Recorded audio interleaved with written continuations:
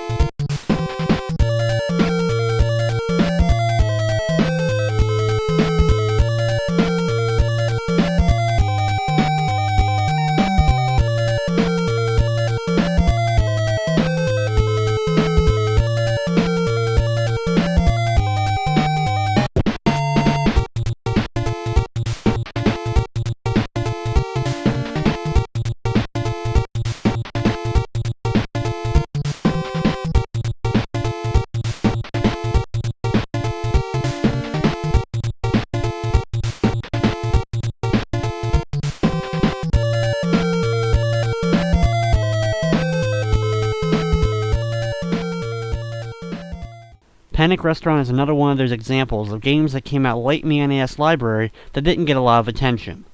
The brand new systems were out at the time, and if it didn't have a big brand logo like Capcom, Konami, or Nintendo, many gamers probably would have just skipped over it. And with that, that's going to wrap up another edition of Game Music Appreciation Theater. I'd like to thank you for watching, and of course, I hope you enjoyed.